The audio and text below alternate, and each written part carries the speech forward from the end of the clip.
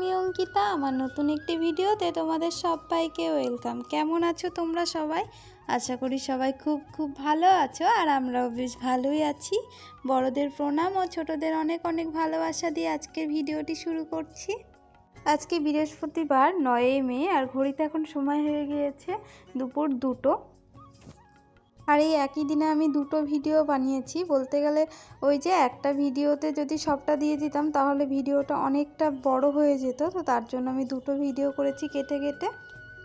তো এর আগের ভিডিওটাই তো তোমাদের বলেছিলাম যে আমাকে হঠাৎ করে বাড়ি যেতে হবে, তো তার জন্য দেখো ব্যাগ ট্যাগ গুছিয়ে নিয়েছি। আর আরিয়ান সোনাকেও না মোটামুটি রেডি করে দিয়েছে ওর পাপা, ওই যে জামা টামা পরিয়ে দিয়েছে। আর আমি শুধু এখন কাজলের টিপটা পরিয়ে নিচ্ছি। আর দেখো বেড়াতে যাবে বলে কিন্তু একদম দুষ্টুমি করছে না, ওই যে চুপটি করে বসে কিন্তু টিপটা পরে নিচ্ছে। আসলে ও তো ভীষণই খুশি, ওই যে হঠাৎ করে ওকে রেডি করে দিচ্ছি এই টাইমে, আর আমরাও রেডি হচ্ছি। ও বুঝতে পারছে যে আমরা সবাই মিলে এখন বেড়াতে যাব। এদিকে তো আমরা তিনজনই রেডি হয়ে গিয়েছি, আর এক্ষুনি কিন্তু বেরিয়ে যাব। আরিয়ানের পাপা কিন্তু লাঞ্চ টাইমে চলে এসেছে, ও আর অফিসে যায়নি, তো তার জন্য দেখো একটু তাড়াতাড়ি আমরা বেরিয়ে যাচ্ছি।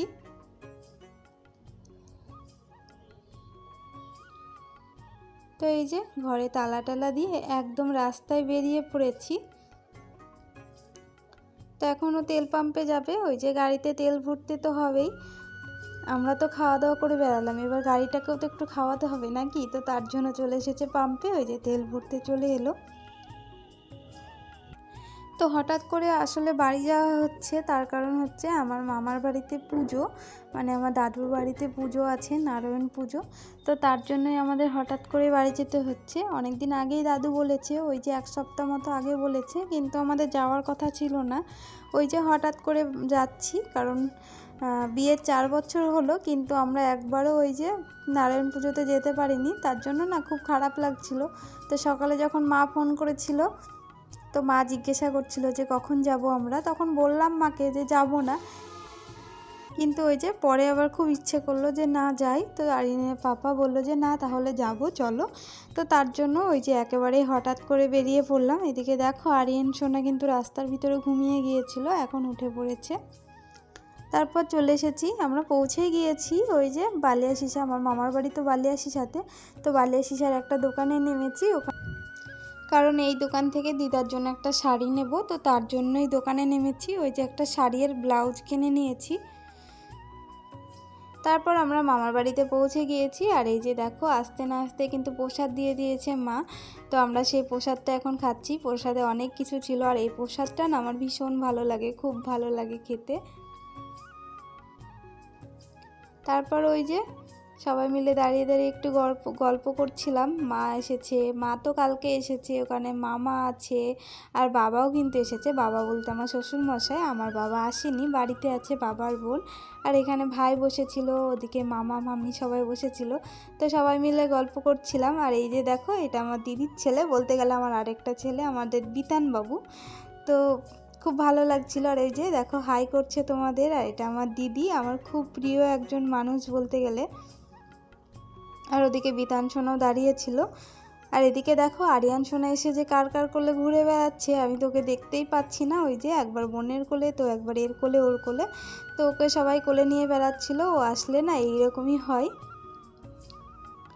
আর ও এসে কিন্তু যে মনটা দেখো খারাপ হয়ে আছে, ও আসলে তো সেইভাবে কাউকে চিনতে পারছে না, তার জন্য একটু চুপচাপ হয়ে আছে। পরে অবশ্য ঠিক হয়ে গিয়েছিল।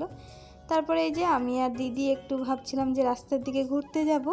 আর এদিকে দেখো আরিয়ান সোনা কিন্তু ওর মামার সাথে খেলা করছিল, মানে এটা আমার ভাই, মামার ছেলে, ওর সাথে দেখো খেলা করছিল। ওই যে একটা গ্লাস পেয়েছে, তো ওটা পা দিয়ে ছুঁড়ে ছুঁড়ে মারছিল, ভাই দেখাচ্ছিল, আর ওটাই ও করছিল। তারপর এদিকে আমরা খেতে বসে পড়েছি, আমরা বলতে আমি, দিদি, মা। আরিয়ানের পাপা তখন খায়নি, আমার একটু খিদে পেয়ে গিয়েছিল, তো তার জন্য খেতে বসে পড়েছি। ওই যে ভাত ছিল, পাঁচমেশালি একটা তরকারি ছিল, পনিরের তরকারি ছিল, ডাল ছিল, আর চিপস ভাজা ছিল, যেগুলো তোমাদের কোনোটাই দেখানো হয়নি। আর এদিকে তারপরে দেখো এটা রাত্রিবেলা, মা যখন খেতে বসেছে, ওই যে আরিয়ান সোনা মার সাথে বসে আবার মিষ্টি খাচ্ছে। আর এদিকে দাদা প্রসাদ খাচ্ছিল, আর আমি না ভিডিও করে নিয়েছি। তারপর রাত্রিবেলা আমরা সবাই বসে গল্প করছিলাম দিদার ঘরের সামনে বসে বসে। আমি, আরিয়ানের বাবা, ভাই ছিল, বিতান ছিল, দিদি, বোন সবাই ছিল।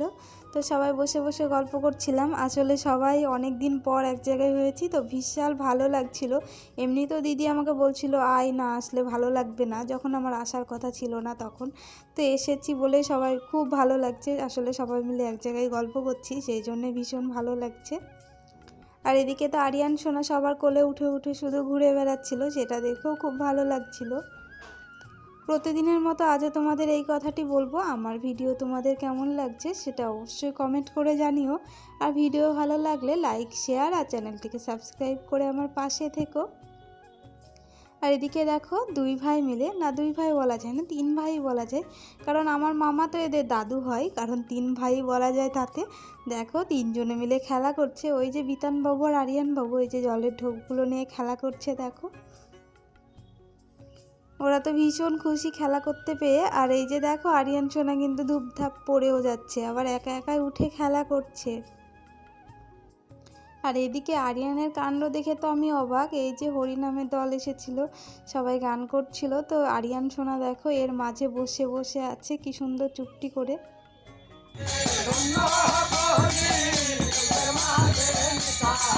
আমরা তো সবাই অবাক হয়ে দেখছিলাম যে আরিয়ান সোনা এইভাবে চুপটি করে বসে আছে। ও একটু কান্নাকাটিও করছিল না, আবার কিছুই করছিল না। ওই যে চাল ফেলেছে আর একা একাই তুলছে দেখো। তারপর আমরা বাড়ি যাব, বেশ অনেকটা রাত্রি হয়ে গিয়েছে, ওই যে 9টা সাড়ে 9টা বেজে গিয়েছে।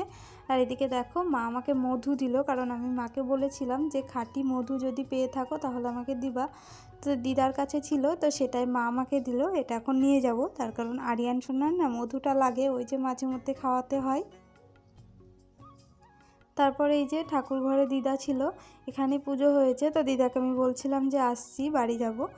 তো দিদা বলছিল যে সকালে আসবি, আমি বললাম সকালে আসাবো না, সকালে বাড়ি যাব, তো সেটাই বলে আসছিলাম। আর এদিকে দেখো দাদুকেও বলে এখন চলে আসছি।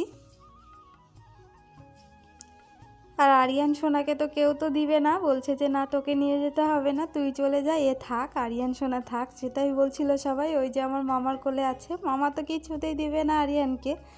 তো চলো বাড়িও চলে এসেছি। আর এই যে দেখো আরিয়ান সোনা কিন্তু শুয়ে পড়েছে, ওর ঘুম চলে এসেছে। আর বিছানার চাদরটাও কিন্তু আমরা ওপর থেকে তুলে নিয়েছি, এই যে কাঁথা পাতা আছে এটার উপরে শুবো।